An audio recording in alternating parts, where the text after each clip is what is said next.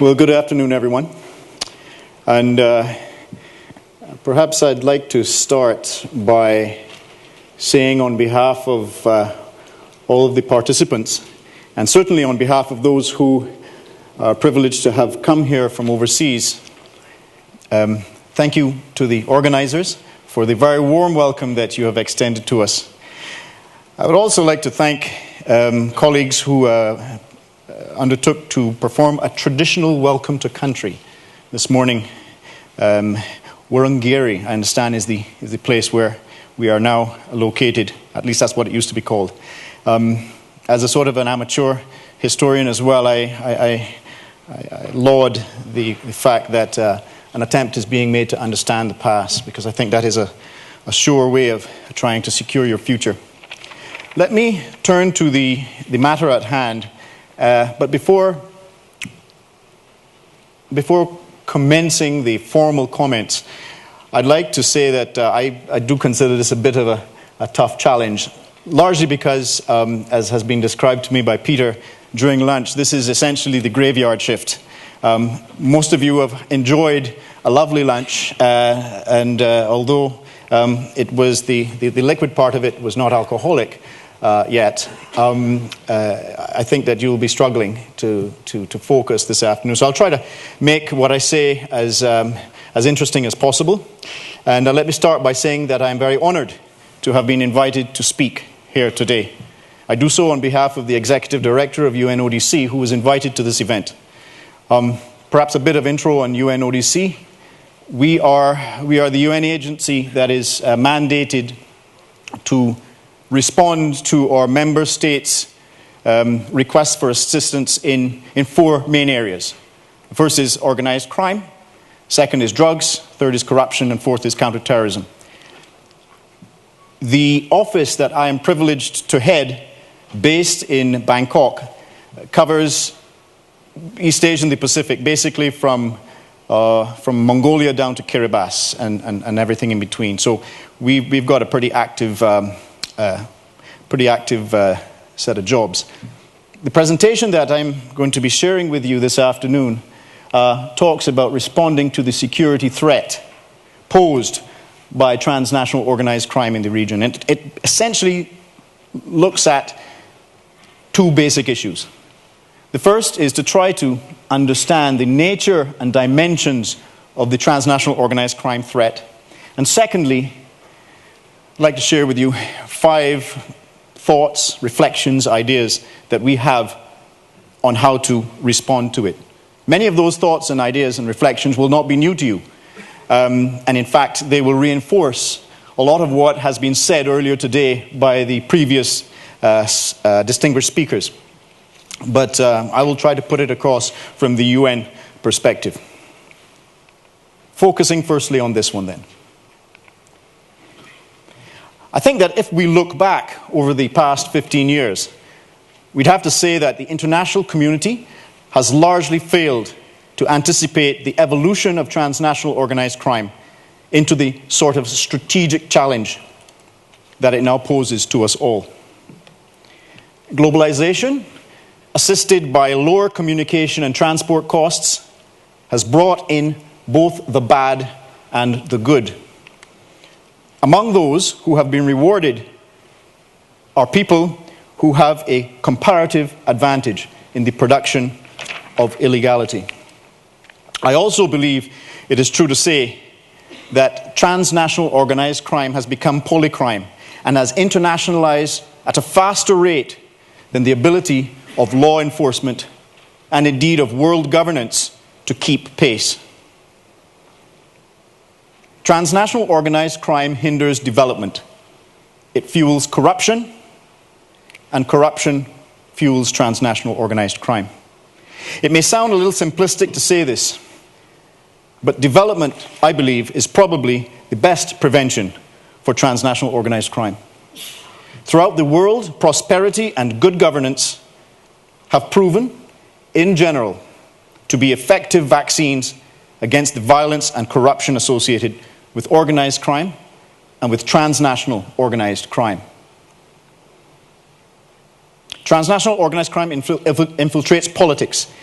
in symbiosis with corruption, it has the potential to undermine the rule of law and undermine trust in public institutions.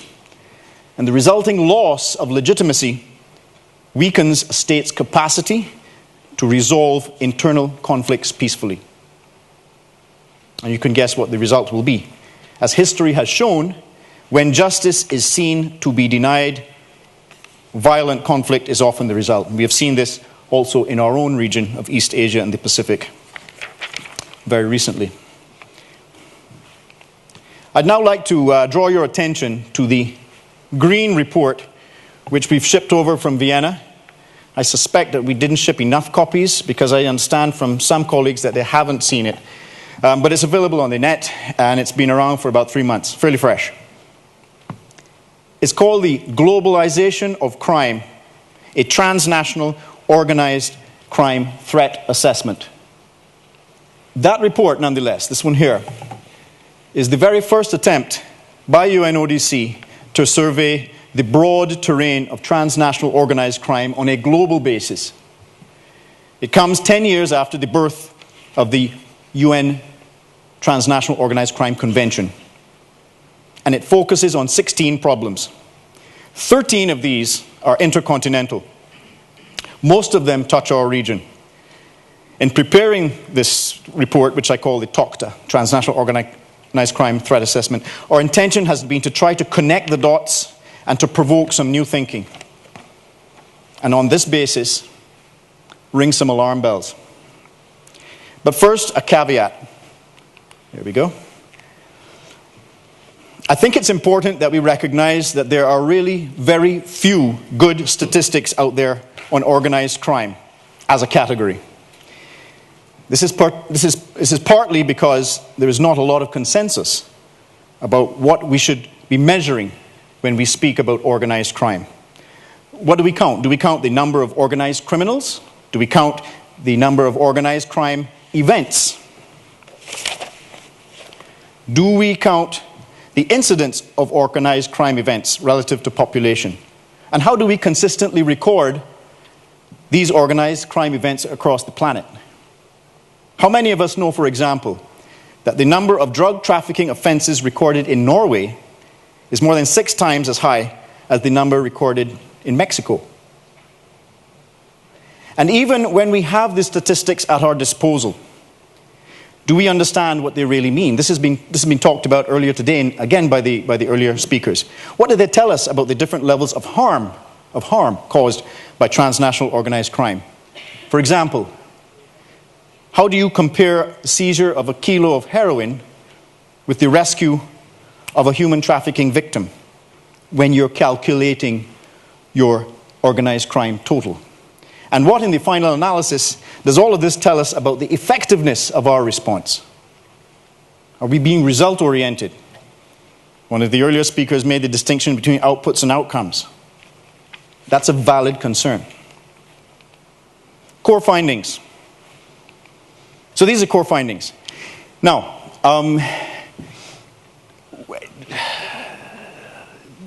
it's not often that the UN tries to understate something.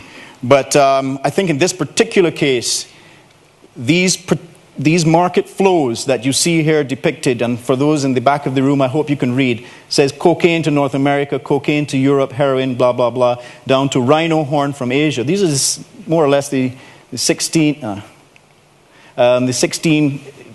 more or less crime types that we've looked at. You can see that a number of things will emerge, and I will walk you through that. UNODC believes, on the basis of the available evidence, that we can say the following. The total of all transnational organized crime flows recorded in our report, and again, we fully acknowledge that this is not a complete or comprehensive list, and I personally believe that the values are underestimated, adds up to about $125 billion per year. What you will also have noticed is that up to this point, everything above this little red line I'm drawing here relates to drugs, both narcotic drugs and psychotropic substances, which translates to the fact that about 85% of all of that is generated in the illicit drug markets. And we can also say that today the criminal market spans the planet, involving all major nations, the Group of Eight, the BRIC countries, all the regional powers, and so on. We know that illicit goods are sourced from one continent, trafficked through another, marketed in a third. This is true globalization at its finest, with criminal groups and individuals taking advantage of every new efficiency, every innovation, and every opportunity. Let me then use this transnational organized crime assessment and combine it with other information that we have researched to talk about four illicit flows that are affecting our region in the Asia Pacific. First, drugs. As I've noted, according to the Transnational Organized Crime Threat Assessment, drugs remain the highest value illicit commodities trafficked internationally, and by quite a wide margin as well. They remain, in fact, the backbone, according to our calculations, of transnational organized crime worldwide. They command the largest share of revenues. They fuel the largest amount of violence and corruption and conflict, in addition to addiction. Let me talk a little bit about opiates in Southeast Asia. I was privileged to, where's Mr. Doug Fryer? There. I was privileged to be present at when Doug was talking earlier about recent trends in this particular part of the world regarding heroin. And if you'll permit me to give a little bit of background to where some of that product might be coming from and what's happening in that source market. Despite our major drug control successes in diminishing opium poppy production by more than 80%, in Southeast Asia over the last 2 decades, we are now starting to see a resurgence in Myanmar. Now, Myanmar is the country in Southeast Asia that produces about 95% of the opium in that part of the world. Reference was made in Doug's presentation to Laos. And in fact, Laos does produce, but Laos only produces is less than 5%. And most of that is actually consumed by Laotians themselves. So you need to be worried about what's happening elsewhere in that region. And the trend, as I indicated, has been relentlessly upward in the last 4 years, working from the low base in 2006. I turn now to amphetamine-type stimulants, which, in our estimation, have effectively supplanted opiates in terms of drug production, drug trafficking, and consumption in our region. And here too the figures are alarming. Just over 1 month from now, on the 25th of November, we will be releasing a regional study on amphetamine-type stimulants in Tokyo. I won't go into great detail because I've got a limited amount of time to share some thoughts with you. But I can tell you that in ATS, in fact more so than in the opiate area, the situation is actually quite alarming. So the message is simple. We cannot afford to take our eyes off the drug threat, something which I rather fear has happened in our region over the past decade. And I feel I need to emphasize that because we have become aware, I think sensibly, of the growing nature of polycrime, transnational organized crime, the extent to which nodes and networks are linking up. And to a certain degree that has allowed us to lose track of one of the main threads of what is causing complications for us.